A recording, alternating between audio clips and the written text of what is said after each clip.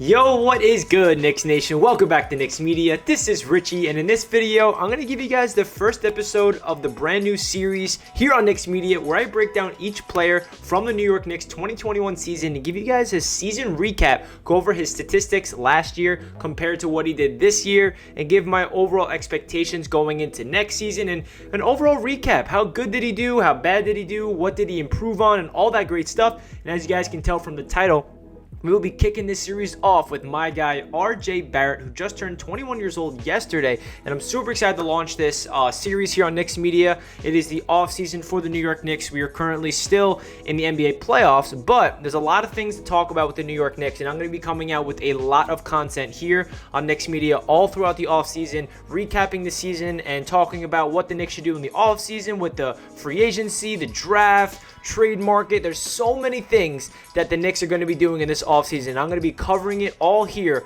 on Knicks Media. So if you guys are not subscribed, make sure you smash that button and like the video if you guys enjoyed. And if you guys want to check me out over on Instagram or Twitter, that is at NYKnicks_media. With that being said, let's jump right into the video. So what this series is going to be about basically is I'm going to dedicate a video to each player on the Knicks. And what we're going to talk about is what they did previously for the Knicks in 2020, and then what they did this year in 2021. Compare the statistics, what did they improve on, and all that good stuff. So talking about RJ Barrett, this guy had a very interesting season. He is the only player for the New York Knicks to play every single game, all 72 games and all 5 games in the playoffs, and he started all of those games. So RJ Barrett, he's the youngest player on the New York Knicks, and he had such an amazing year because the trajectory of RJ Barrett's career is proof that he's going to get better every single season because of the work that he puts in the offseason. So let's talk about RJ Barrett's beginning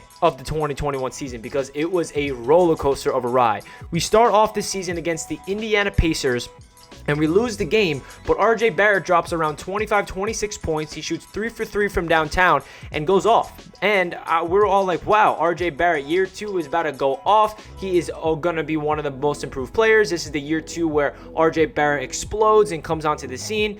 And then you go next 10 to 15 games, RJ Barrett cannot hit a shot on the perimeter or even in the paint. He struggled. His field goal percentage dropped. He missed 22 straight three-pointers. A lot of Knicks fans were starting to scratch their heads about RJ. There's like one Knicks fan that all you guys know about that wanted to G League him. Some Knicks fans were like, yo, RJ Barrett doesn't have it. His mentality's not there. His shot is broken. And for those of you guys that know me, I've been on the RJ Barrett train since even before Duke. I was following him through high school.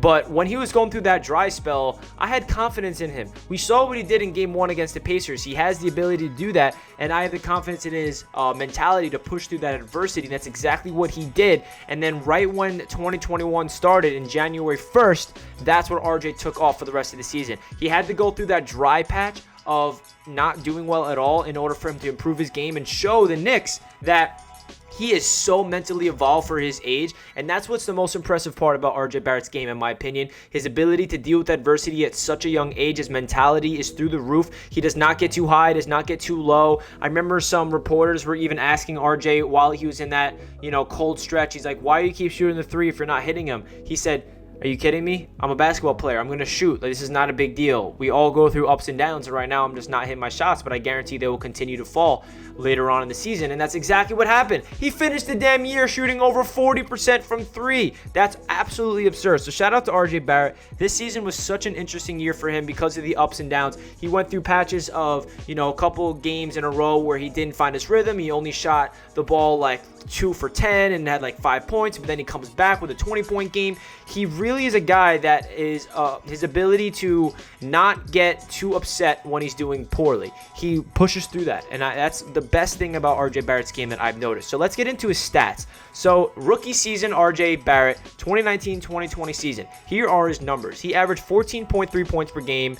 He had 5 rebounds per game, 2.6 assists, shot 40.2% from the field, and 32% from the three-point line. So this was his rookie season. A lot of people didn't really really like what he did efficiently wise. He didn't really shoot the ball well from beyond the arc. He didn't even shoot the ball well like at the floor at all. 40% from the field is not good. And for RJ Barrett to improve in every single statistical category shows how much work he puts into the summer and how much he's going to grow in the years in the future. So let's get into his stats this season. He went up to 17.6 points per game, 5.8 rebounds, 3.0 assists, shot 44.1% from the field, and 40.1% from downtown. Look at these numbers compared to his rookie season, man. Every single stat he improved on. This is exactly what you wanted to see from an RJ Barrett that is going from a rookie season when he's 19 years old to a sophomore season when he's 20 years old. Just improve in every single stat and play every single game. He proved to be durable. He proved to be a guy that is resilient and deal with adversity like an absolute pro. And he improved so many crazy aspects to his game that nobody really expected him to do in year 2. So let's get into his abilities that he improved on the most. And the number one thing is definitely shooting. Obviously, he shot 40% from downtown, which is absolutely insane, especially when he started off the season like shooting 3 from 25 from 3, shooting under 20% from 3 in like the first 15 or so games. And for him to get that up to 40% for the season, that tells you, and this is not like he did not take a lot of threes, guys. He was a volume shooter. He shot at least 3 or 4 or 5 3-pointers per game. So it's not like he just got lucky and he shot 1 or 2 threes per game and they were hitting him. He shot a lot of threes all season long, and he's a guy that is going to be proven to the rest of the league that he's going to get better and better and better. And he's proved to be a shooter. He is a catch and shoot type of guy, and I feel like his ability to spot up in the corner and knock down that open shot is going to open things up for the Knicks in the future, and he's only going to get better and better. Another thing that I noticed that I mentioned over and over again in this video already is dealing with adversity. His mindset for such a young age to be able to push through the dry patches, the dark stages of his season, and just come up the next game and drop 25 points and lead the Knicks to a victory or get clutch in the fourth quarter. It just shows you the resiliency for such a young age. And then his playmaking ability proved me that he is a guy that needs to get the ball in his hands. If he is a primary ball handler on a pick and roll situation, I've noticed that he makes the right reads. He can either dish it out to the corner or dish it down low to the big man, Nerlens, Taj, or Mitchell Robinson.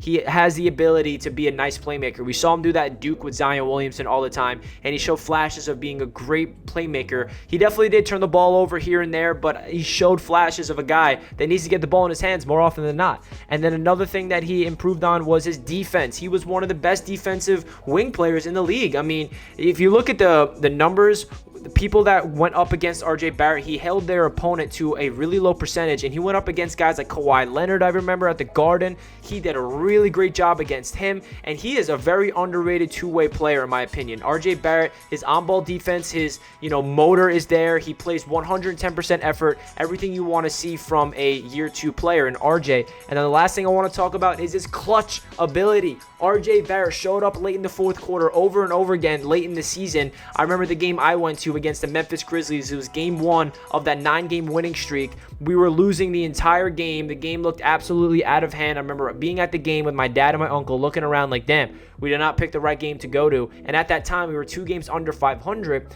and it was not looking good for the season. And then all of a sudden, 6 minutes left in the fourth quarter, RJ Barrett takes over the game. He scores 15 straight points at the end of the fourth and the overtime period, hits the clutch shot to force overtime, and wins the game for the Knicks. And that's what propelled them in April to go on a 9-game winning streak, and that's what made them become a 4th seed in the East. So RJ Barrett's a clutch ability. That's just one game of example. He's had clutch shot after clutch shot late in the fourth quarter. And ever since that, game against the Minnesota Timberwolves where he missed the game winner, and then Anthony Edwards said, yeah, we wanted RJ to shoot that. He heard that, and he's like, yo, I got to prove all these guys wrong. And he needs that fuel within him to, prove all of his doubters wrong. And that's what I love about RJ as well. So many people were counting him out. He wasn't on the all-rookie first and second team. He proved this year that he's one of the best players in that draft class. And that's what I love about him. So many people people count him out. People were, saying he's not clutch, and then he shows up and goes to the Memphis Grizzlies and literally carries them to victory. So that clutch ability from RJ Barrett is absolutely next level. And then some things I want to see RJ Barrett work on that he definitely didn't do well this season, that I think this should be his priority in the offseason when it comes to working, is his ball handling. I want to see him get more of a tight grip on the ball, maybe size people up. He definitely shows flashes of it, and he tries to do a little too much at times, and he turns the ball over, but I think he has the ability to tighten up his ball handling, size people up, and drive to the rim more efficiently. And then the next thing is finishing through contact. I really like his slashing ability. I love his aggressiveness when it comes to driving to the cup, but at times when there was a big man in his face, it was hard for him to finish through contact. He definitely had a lot of crazy layups where he finished through contact and won, but more often than not, he forced the layup and he missed it. And whether that's his mechanics, whether it's the way he attacks the rim, I feel like him and his trainer are going to work on that. And another thing I want to see from him is be more aggressive. There's too many times throughout the season where I saw RJ camping in the corner and he's not involved in the offense. I don't know if that's his fault or the players on the court's fault or the coaching staff's fault. Doesn't matter whose fault it is. RJ Barrett needs to go up to the coaches and the players and say, yo, I need the ball in my hands more often because I'm confident in my ability. I need to drive to the cup more often. I want to shoot the ball.